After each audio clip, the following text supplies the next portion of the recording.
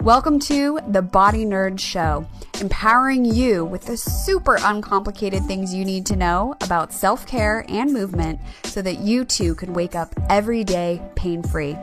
I'm your host, Alexandra Ellis, and I'm a coach, writer, former yogi, kettlebell devotee, and 100% body nerd. So, are you ready? Let's get nerdy!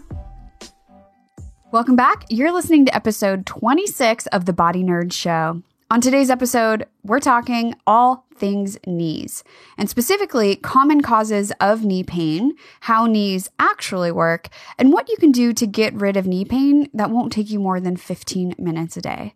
But before we dive into all of that nerdy fun, I want to remind you that show notes, fun links, free downloads, and access to the Body Nerds Facebook group all live over at aewellness.com/podcast.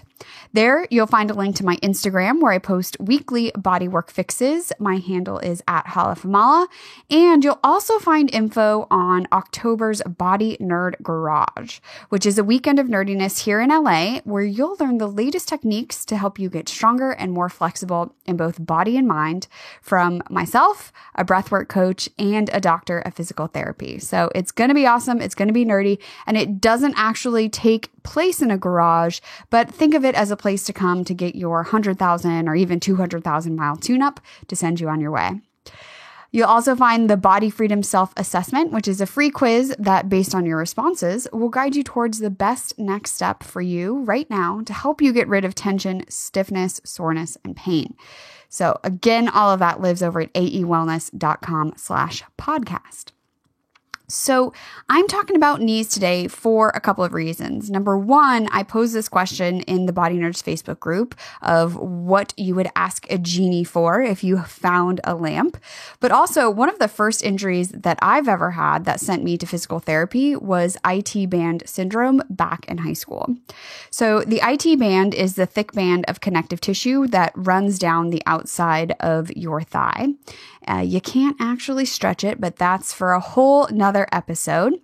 But I just remember running down the soccer field, and then it was like I had been sliced at the side of the knee. Honestly, the most intense pain I'd ever experienced up until that point, and I just dropped like a fly, like boom, onto the ground.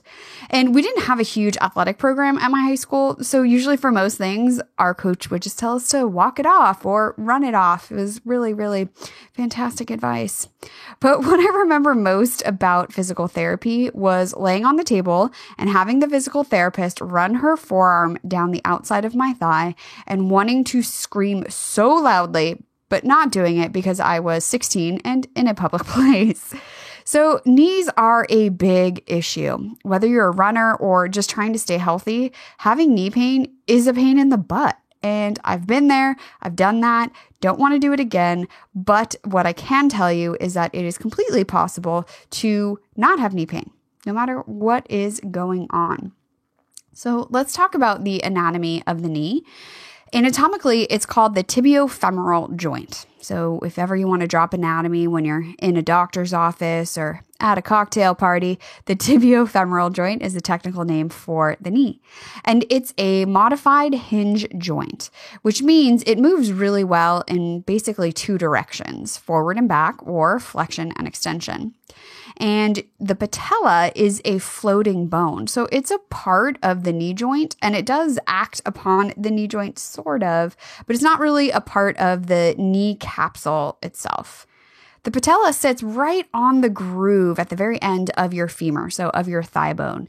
And its role is to help with knee extension, so knee straightening. And it actually helps to increase the leverage that your quad has on the knee.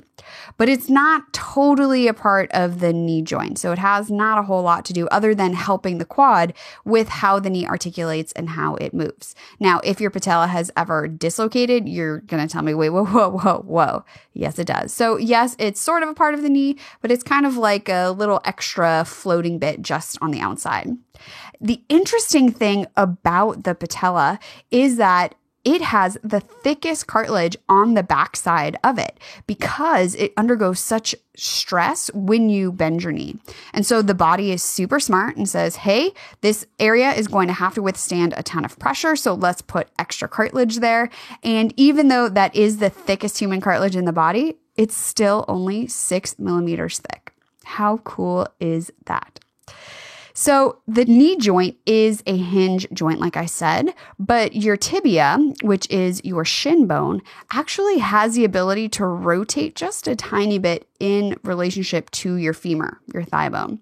Now there's a third bone involved. It's called the fibula, and that's on the outside of your shin. And it doesn't have a whole lot to do with the knee joint itself because the knee joint is where your tibia and your femur meet, but the fibula is there and there are some muscles that attach to it that share connective tissue with the knee. Within the knee, there are tons of ligaments and meniscus, which help to stabilize the joint. And so the meniscus helps to increase the joint's surface area and acts as a cushion and lubrication for all types of movement. And the ligaments help to stabilize the bones to one another. So unlike your hip, which is a ball and socket joint, and in that case, the bones actually help to create some of that stability, in the knee, it's kind of like open season, right? It allows for that hinge joint to happen, but it also means that it has to rely on soft tissues to create that stability, which is often why you hear of ligament issues when it comes to knee pain. There are 4 ligaments of the knee, and they're all called essentially the same thing. It's their location and then collateral ligament. So the first is the medial collateral ligament. Medial because it's on the inside of the knee, inside corner, inside edge, and it's connected to the meniscus also on that inside side, meaning that they're commonly injured together. So you'll often hear of, oh, I tore my MCL and my meniscus. On the outside of the knee, we have the LCL or lateral collateral ligament. And inside the knee, there's 2 ligaments that are pretty cool. If you cross your fingers, almost like you're doing a pinky promise and you want to not keep your pinky promise, like that idea, that's how the ligaments inside your knee are twisted together. They're called the ACL, anterior collateral ligament, and PCL, posterior collateral ligament. Anterior meaning in front and posterior meaning behind. So one is just in front of the other. And they limit the movement of your shin in relationship to your thigh. And both of those ligaments are actually taut at end range knee extension. So when your knee is straight, it's in its most stable position. And when it comes to knee injuries, oftentimes the ACL is the most commonly injured.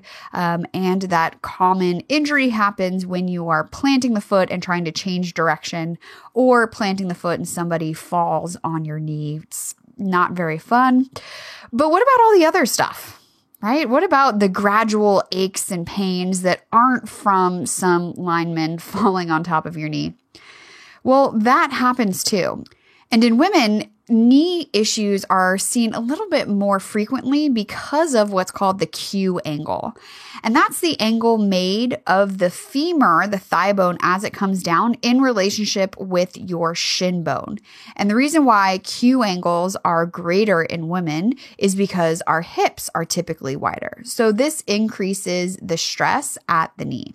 And really what it comes down to is that the knee is like the middle child of the hip and the ankle.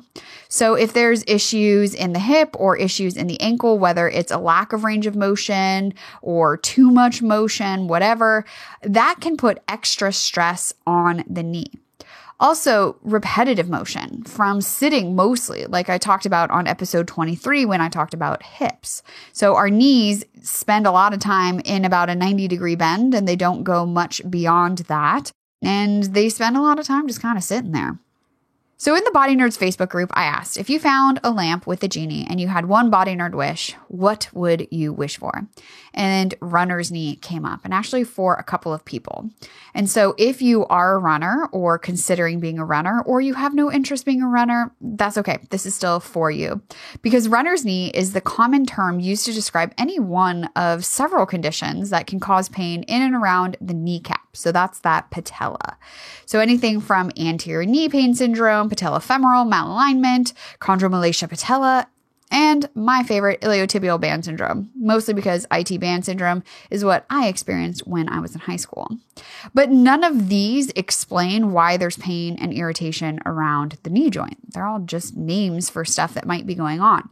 So the best thing you can do right now for your knee is to strengthen all of the surrounding tissues. So the muscles and the fascia, and get everything really strong, but also really coordinated.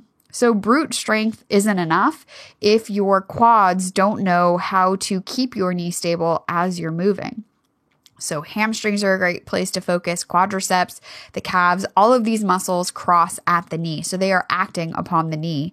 So that would be a great place to start when it comes to strengthening or body work. Definitely balance is very important because, like I mentioned, when it comes to ACL injuries, oftentimes you are moving when it happens. It's not like you sneeze and your ACL explodes, thankfully. But you also want to train in that way. So static stuff, meaning, some strengthening move where you're still, it doesn't do anything for you when you're out on a run or you step kind of funky off a curb. It's really important to train and practice how you want your body to be able to perform. So think of it. What is it you want to be able to do, or what is right now creating discomfort, and learn to do that better. Learn to move smarter. The squat and the hip hinge are another excellent place to start, and figure out how to do that in your body without irritating your knees, but also not just being able to do the squat or the hip hinge when you're thinking about it, but making that be the subconscious programming that happens, that your body just knows how to move in that way, to move in a way that doesn't irritate your knees or aggravate your low back or any of those things. Now, if you're in a situation where you have irritation right now, massage for the tissues surrounding the knee can be very helpful. There's not a ton you can do right on the knee itself because there's not a lot of muscle there. So when it comes to massage, go above, go into the quadriceps, go into the hamstrings, go into the calf, go into the shin. And if ice works for you and it helps, awesome, do it. But it only does so much. I will do a future episode about icing because there has not been a lot of research about how effective ice is, but if ice helps, then keep doing it. But know that movement is going to be even more beneficial to helping deal with irritation and deal with pain. So you can do stuff like pinch or pin and spin the tissue. Just imagine you're trying to create a vacuum almost under the skin, as if you're like trying to pull the skin up, which is going to help bring in fresh fluid to the area and help kind of flush out some of that irritation. Now, when it comes to knees, the biggest question, and really the most common question I hear from people is, will surgery fix this? And to be honest, it depends. It might cause whatever symptom is creating pain, but to really get rid of knee pain and ensure that you're not setting yourself up for another 1, 2, 3, 4, 5 additional problems later is being sure that you fix the underlying problem first. And that usually has something to do with how you move and how you're able to balance. So learning to move smarter and working on the basics is honestly the best thing you can do for your body to recover from any knee irritation or pain that's happening now, but also keep anything additional at bay. And here's the deal. Your knees are going to age. Stuff is going to happen. But as I've said on this podcast before, that doesn't mean that you have to have pain. Pain and structural damage are not correlated. They're not the same thing. So regardless of, oh, I have arthritis, or oh, I have this, or oh, I have that, it doesn't necessarily mean that you're going to have pain. But what about cartilage, Alex? Because I know that's what you were thinking. So cartilage is an amazing tissue, but it's never going to be cartilage again. That's the downside. Bone can scar, and they do a procedure called microfracture. And you'll hear athletes getting this, where they intentionally create injury to the bone surface so that it'll scar up. And it creates a cartilage-like surface, but it really truly is never the same. So even if your meniscus is torn, even if there's something going on in the knee, surgery is not your only option. Honestly, it's up to you, but know that surgery comes with a whole platter full of additional side effects. from being under anesthesia and the risk that that brings to even just the additional scar tissue you're going to have from the incisions. And don't even think for a millisecond that, oh, it was robotic or, oh, it was just arthroscopic. There's still scar tissue and it still has an effect on how your body moves down the line. So I always tell people, put it off for as long as you possibly can because it just comes with extra obstacles. We like to think that surgery is a quick fix, but there's no quick fixes. Not at all. I know, massive bummer. But the biggest takeaway I want you to take from today's episode is that your knees are going to age, but they do not have to fall apart and they definitely don't have to be in pain. So master those movements of the squat and the hip hinge, move smarter. And if you want some help getting to the bottom of what's going on with your knees and you've tried a bunch of stuff and nothing is helping, let's talk. So you can head on over to aewellness.com/apply and book a free Movement Magic call. It's free. And everyone tells me that this call is life-changing. I'll ask you a bunch of questions. You tell me what's going on, and then we'll come up with a plan and if and how I can help you. So here's to asking better questions, moving more, getting nerdy, and having happy, healthy knees from here until eternity. If you enjoyed this week's episode, make sure you hit that subscribe button so that you never miss an episode again. And even better, head on over to Apple Podcasts and leave a 5-star review. It helps other body nerds find the show, and I love reading all of the reviews and fun stuff that you guys have to say. And I want to hear your body nerd hack. So tell me what you do daily to feel amazing, whether it's for your knees or for your hips or for your entire body. And you can do this one of two ways. You can either leave a quick message on the Body Nerd hotline, 818-396-6501. And don't worry, I'm not going to pick up the phone. It actually just goes straight to voicemail. So if you don't want to talk to me, that's fine. And if you do want to talk to me, I'm not going to pick up. But do leave a body nerd hack because I want to hear it. And then I might feature your voice on the show. Also, head on over to Instagram. I'm at Hala from Mala. Tag me in your IG stories and tell me what your body nerd hack is or what your favorite part of today's episode was. I love seeing body nerds being nerdy and super cool out in the world. And help me spread the word that your body is cool and you can change the unchangeable. I'll talk to you next week. Listen, friend, we both know that you are not you when you're in pain. But the good news is you can change the unchangeable. Even if it seems like it's been forever, life without pain is 100% possible. And I can help you get there faster. Head on over to bodynerdshow.com and download the Body Freedom Assessment. You'll answer a few questions and then you'll know exactly what your next steps towards more days of awesome should be. It doesn't have to be complicated, and it won't even take you more than 15 minutes a day.